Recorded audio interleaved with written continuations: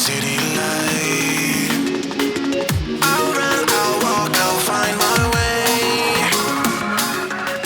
こんにちは。毎日暑いですね。梅雨明け前なのに真夏って感じです。体調崩さないように気をつけてください。さて、ニトロ Vlog、今回の動画ですが、2022年も半年が経過しましたので、上半期を振り返る企画です。今年は Android や Windows 搭載した UMPC 機種のハンドヘルドゲーム製品が多くリリースされています。今後もハイエンド向け製品に多くの注目が集まりそうですが、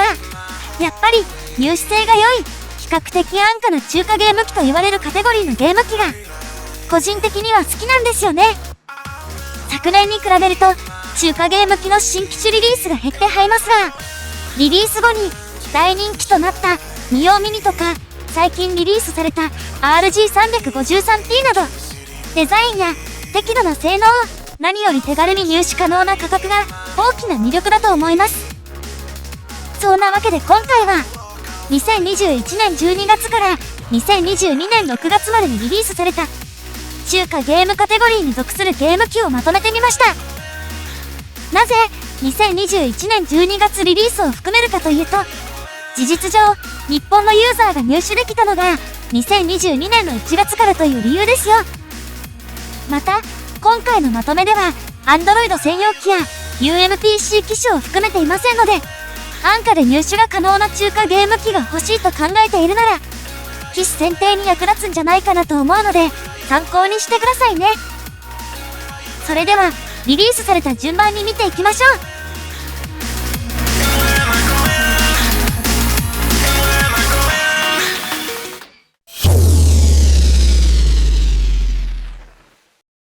2021年12月にリリースされたのは、みんな大好き、ミオミニです。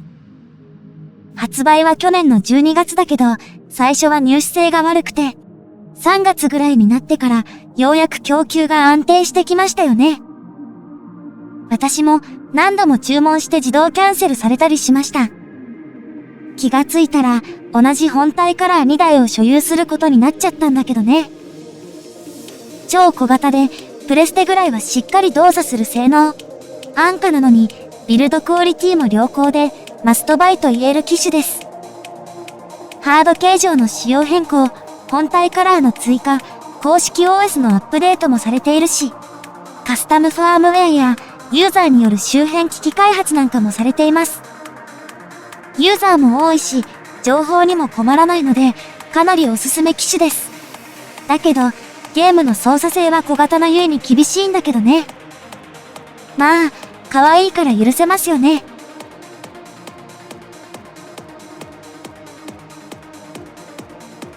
ミオミニと同じく、昨年の12月にリリースされたのは、アンバーニックの RG552 です。Android と Linux システムのデュアルブートが可能。本体デザインもアンバーニックらしい、スクエアデザインで質感も良いです。発売前は相当期待値が高い製品でしたが、かなり高価であったことや、搭載するチップセットが非力だったり、発熱やバッテリー駆動時間などの問題から評価はあまり高くなかったです。とはいえ、現時点でアンバーニック最上位機種だし、だいぶ販売価格も安価になってきましたから、PSP のゲームを中心に遊びたいなら選択肢としては悪くないかもしれませんね。まあ、買う向けの機種って考えた方が良いかもです。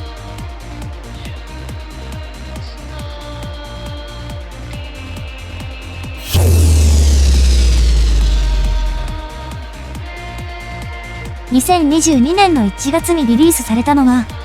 パウキリー X39 です。このゲーム機の最大の特徴は、とにかく安価であることなんですが、昨今の円安の影響で、この特徴があまり活かされていないかもです。独自 OS で、性能はとても非力ではありますが、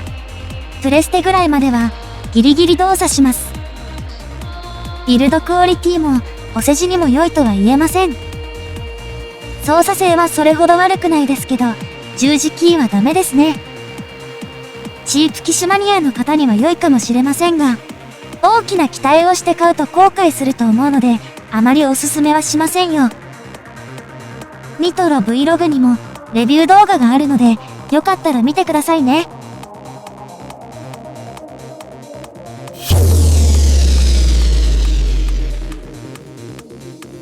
2022年3月にリリースされたのは、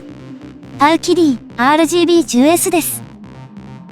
リリース前にリークされた商品写真が可愛らしいデザインだったので、結構期待されていましたよね。2021年にリリースされた RGB10 の改良モデルなんだけど、性能はそのままで、ショルダーボタンを縦配列に変更。十字キーとアナログスティックの位置が入れ替わったぐらいかな。せめて解像度の向上があればよかったんだけどね。性能的には旧世代のままで、これは買いづらい機種でした。小型でデザインが良い。これが良い点ですかね。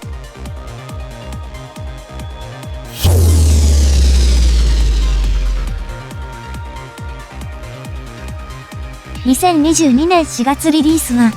アンバーニック RG503 です。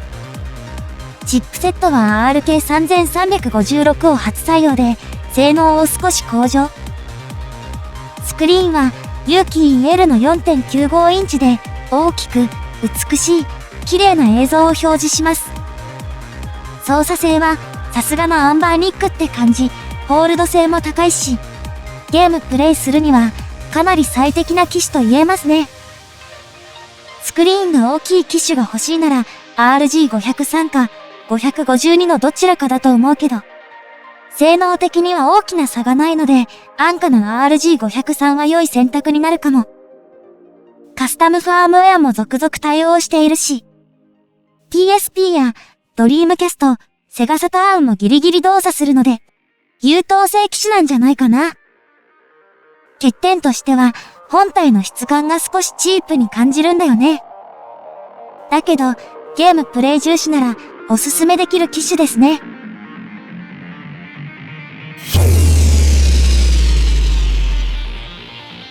2022年5月にリリースされた機種は、パウキリー RGB20S です。これは、2021年にリリースされた RGB20 を改良したモデルで、縦型スタイルで RK3326 を搭載、VGA 解像度などの性能はそのままに、デザインを一新しています。操作スイッチ部に貼り付ける虎のイラストシールが付属していて、見た目を可愛らしくカスタマイズできるのが注目を集めました。スペック的には旧世代の RK3326 ではあるけど、解像度やアスペクト比はレトロゲームに最適だし、それほど悪くはない機種だとは思います。実機を触ったことないので、操作性とか不明なんだけど、見た目にあまり良いとは思えないんですよね。人と違う機種が欲しい人には良い選択かもですね。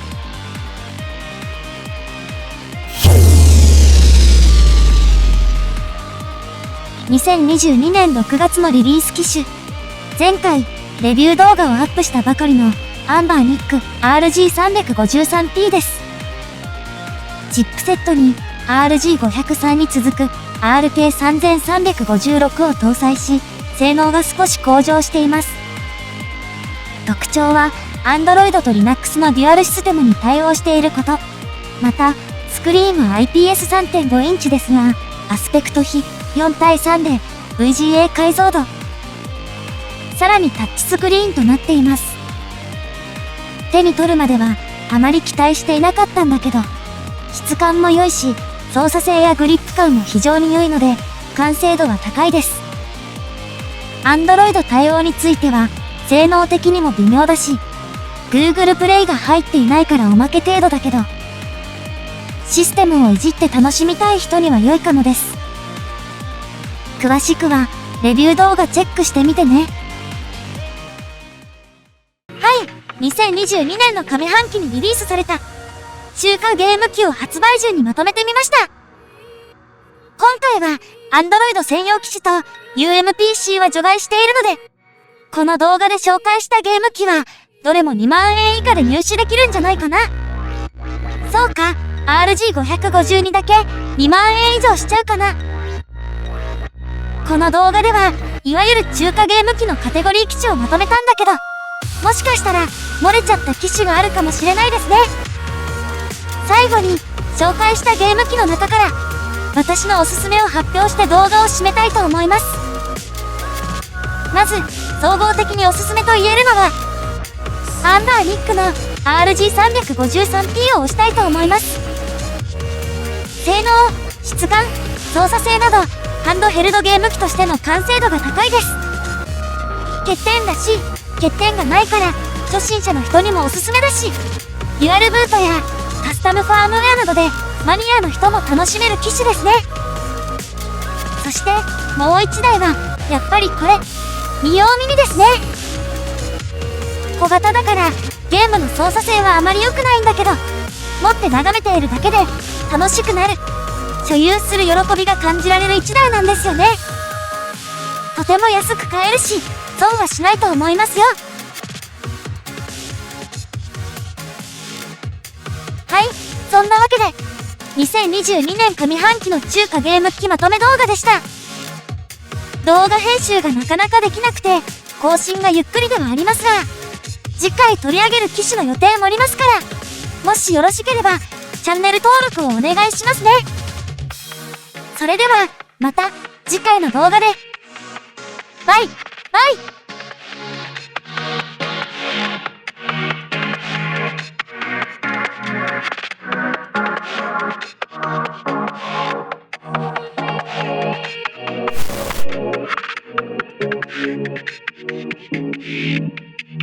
Thank you.